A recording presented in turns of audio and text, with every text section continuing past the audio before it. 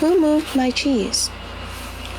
One sunny Sunday in Chicago, several former classmates who were good friends in school gathered for lunch, having attended their high school reunion the night before.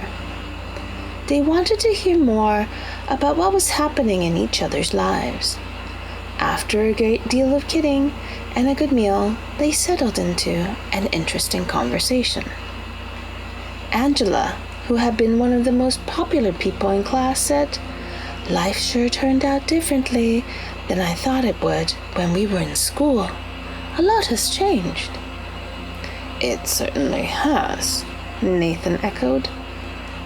They knew he had gone into his family's business, which had operated pretty much the same and had been a part of the local community for as long as they could remember. So they were surprised when he seemed concerned.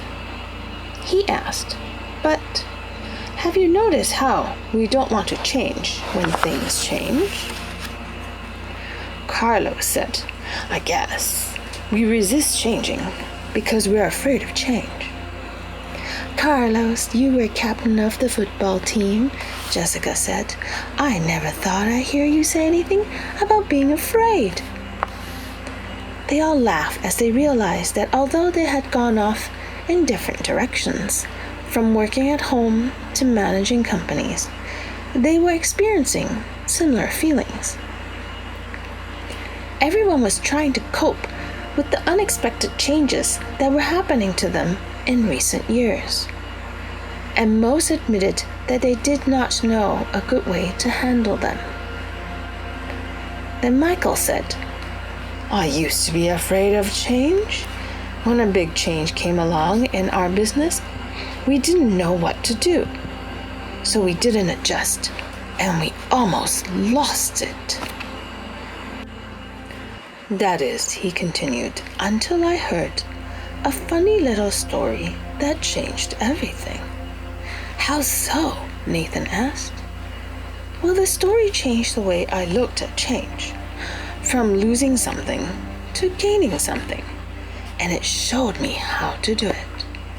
After that, things quickly improved at work and in my life." At first, I was annoyed with the obvious simplicity of the story, because it sounded like something we might have been told in school. Then I realized I was really annoyed with myself for not seeing the obvious and doing what works when things change. When I realized the 4 characters in the story represented the various parts of myself, I decided who I wanted to act like, and I changed. Later, I passed the story on to some people in our company, and they passed it on to others, and soon our business did much better because most of us adapted to change better. And like me, many people said it helped them in their personal lives. However, there were a few people who said they got nothing out of it. They either knew the lessons and were already living them, or, more commonly, they thought they already knew everything and didn't want to learn. They couldn't see why so many others were benefiting from it.